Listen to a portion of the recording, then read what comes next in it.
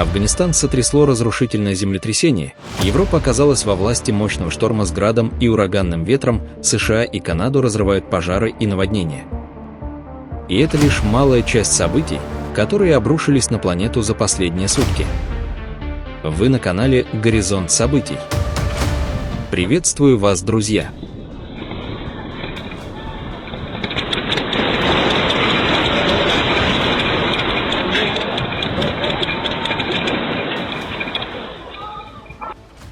Ночью 31 августа в районе Гиндукуша, на востоке Афганистана, произошло мощное землетрясение магнитуды 6, которое привело к жертвам и разрушениям в провинциях Кунар и Нангархар.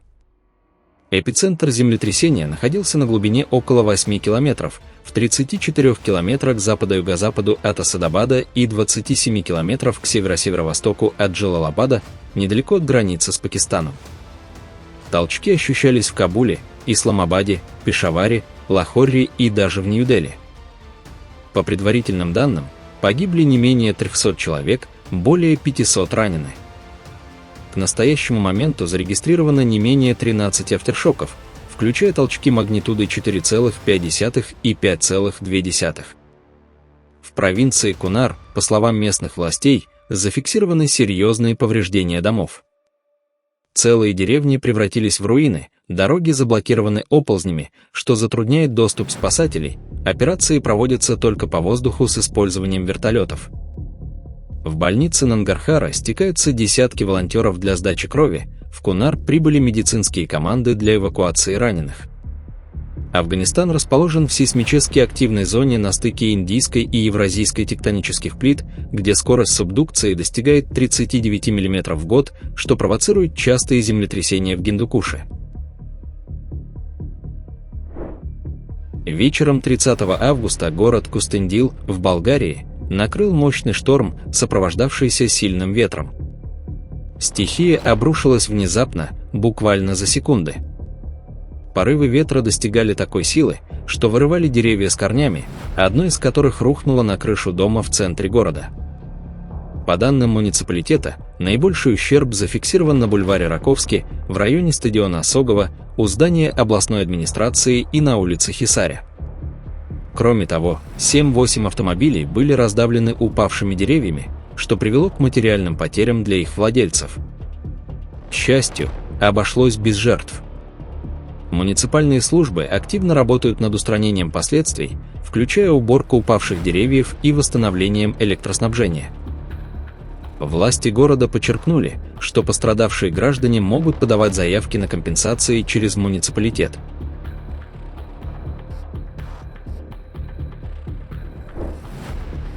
В районе Гупткаши города Рудра-Праяг в индийском штате Уттараханд частный вертолет совершил вынужденную посадку на шоссе из-за технической неисправности вскоре после взлета с хелипорта Бадасу. Как сообщается, пилот заметил проблемы в управлении воздушным судном и, чтобы избежать катастрофу, выполнил посадку на ближайшем шоссе Кедарнатх прямо под хелипортом. Во время посадки хвостовой винт вертолета ударил по припаркованному автомобилю, повредив его, а основной винт задел крышу придорожного здания. Из 5 пассажиров вертолета никто не пострадал, пилот же с жалобами на боли в спине был доставлен в больницу. Уттарахандское управление гражданской авиации и Бюро расследований авиационных происшествий инициировали расследование для установления причин инцидента. Друзья, если вас тоже не оставляют равнодушными данные события, поддержите видео лайком и подпишитесь на канал. Напишите в комментариях, что происходит в вашем регионе.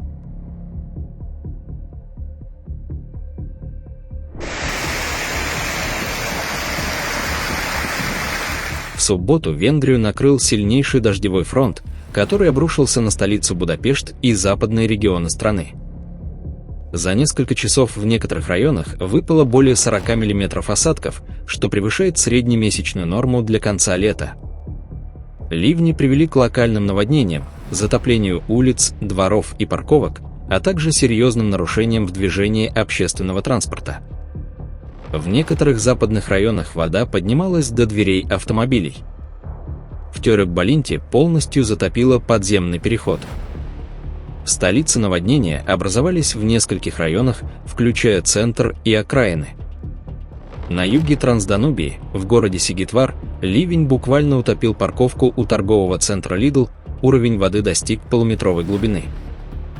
Ливни сопровождались сильными порывами ветра до 60-70 км в час и локальными грозами. Из-за непогоды пострадало движение общественного транспорта в Будапеште, трамваи и автобусы ходили с огромными задержками, а в некоторых случаях линии временно закрывались. По словам представителей Будапештского транспортного управления, наибольшие проблемы возникли в районах Буда и Пешт, где затопленные пути препятствовали нормальному ходу поездов и автобусов.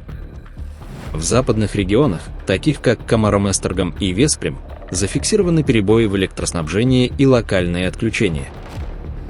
Коммунальные службы перешли на усиленный режим работы, разбирались завалы, велась откачка воды. В некоторых районах работы по восстановлению продолжаются.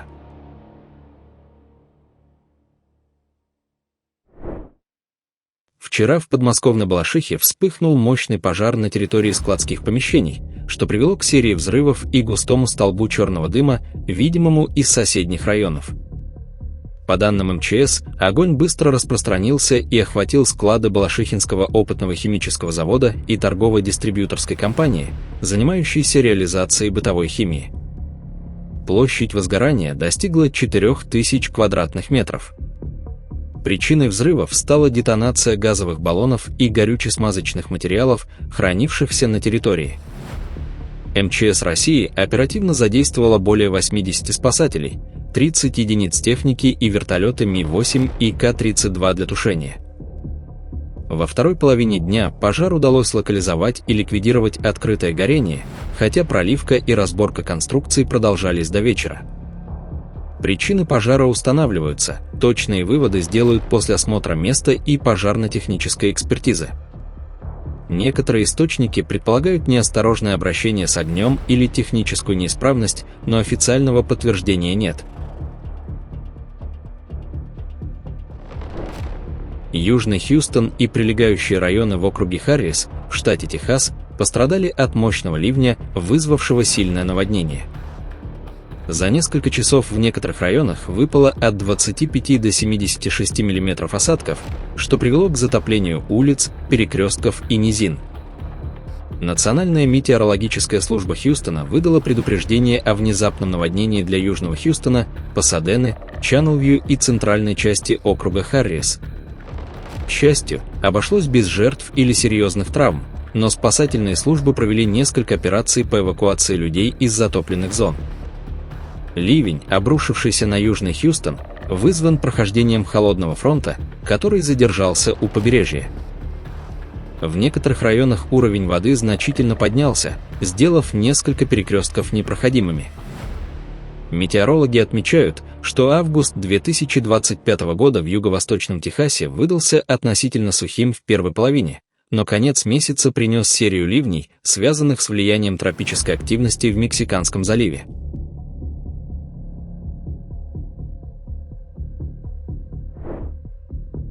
Муниципалитет Ибитими в Парагвае пострадал от мощного шторма, сопровождавшегося сильным ветром и крупным градом, достигавшего размера с теннисный мяч.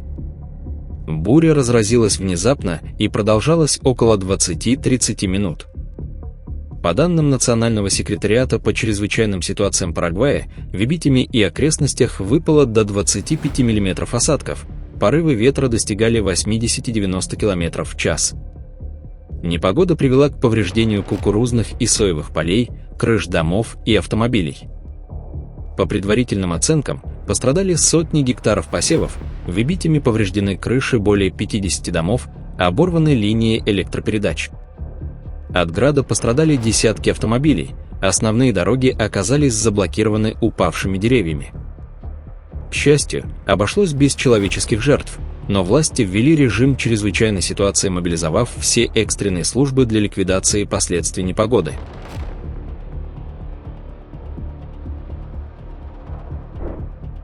В субботу на Биробиджан обрушился мощный ураган с проливными дождями и градом, который продолжался чуть более получаса, но нанес ощутимый ущерб городу.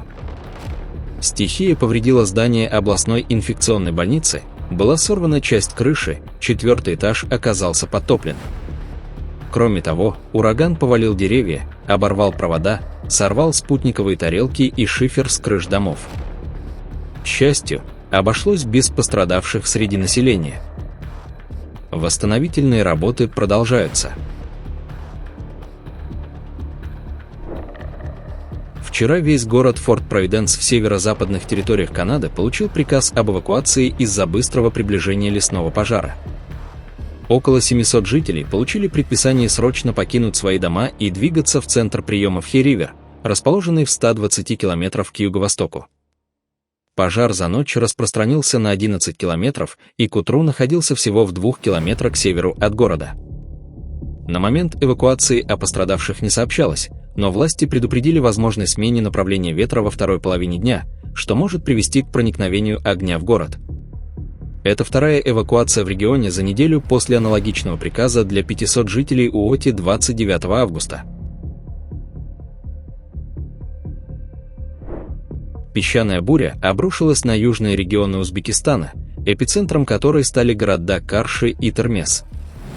Стихия вызвала значительное ухудшение видимости, особенно в аэропорту Карши, где вертикальная видимость опустилась до 90, а горизонтальная – до 400-500 метров.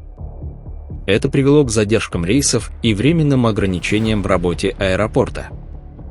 По предварительным данным, обошлось без серьезных разрушений или пострадавших. Метеорологи связывают бурю с сухой погодой в конце лета и сильными ветрами, типичными для региона.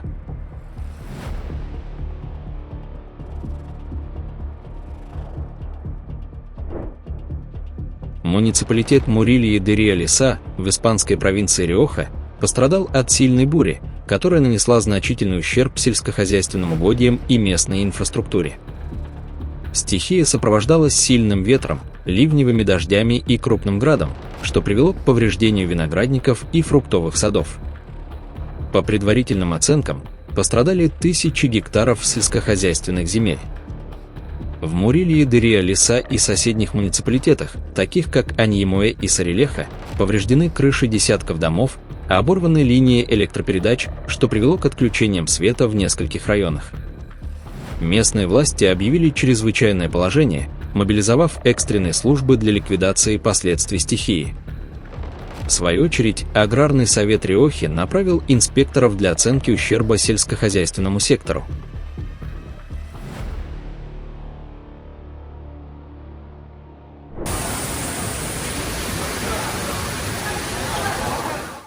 Шанхай накрыл мощный ливень, который обрушился на город около 20 часов по местному времени и продолжался около часа.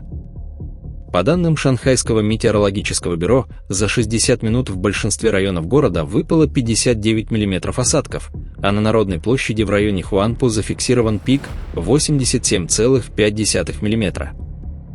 Максимальные порывы ветра достигали 20 метров в секунду, что привело к локальным отключениям света и перебоям в движении метро и автобусов. Улицы в центральных районах, включая Хуанпу и Пудун, временно превратились в реки, а парковки и подземные переходы подтопило. В свою очередь, провинция Хэйлунцзян и Пекин пострадали от сильного града и ветра с порывами до 18 метров в секунду, которые повредили кукурузные и соевые поля, а также крыши жилых домов и автомобилей. По предварительным данным местных властей, в Бэйяне пострадали около 500 гектаров сельхозугодий. В Пекине град повредил десятки автомобилей и витрины магазинов. Движение на некоторых магистралях было ограничено. Метеорологи связывают эти события с холодным фронтом, который прошел через Восточный Китай 31 августа, вызвав резкое ухудшение погоды.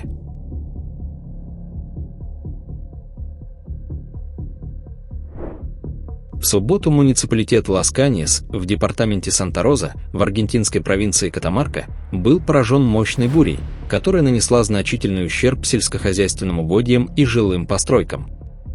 По данным Национальной метеорологической службы Аргентины, в Лас-Каньяс и окрестностях выпало до 15-25 мм осадков, а порывы ветра достигали 70-80 км в час. Град диаметром 3-5 см покрыл землю толстым слоем, уничтожив значительную часть урожая. Власти города сообщили, что потери урожая оцениваются в 50-70%. В Лас-Каньясе-Град также повредил крыши более 30 домов и десятки автомобилей. Сильный ветер повалил деревья, заблокировав дороги, а также оборвал линии электропередачи, что привело к отключению света на несколько часов. Власти города объявили чрезвычайную ситуацию, задействовав экстренные службы для ликвидации последствий стихии.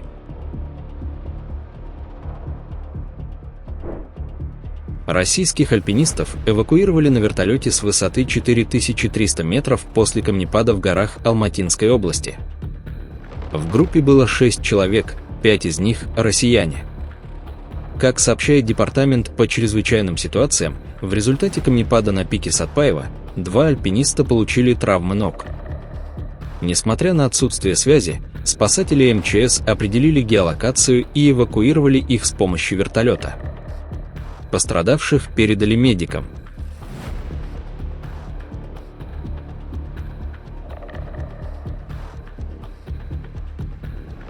Друзья, наш выпуск подошел к концу. Подписывайтесь и увидимся уже завтра. Нам будет еще о чем рассказать вам.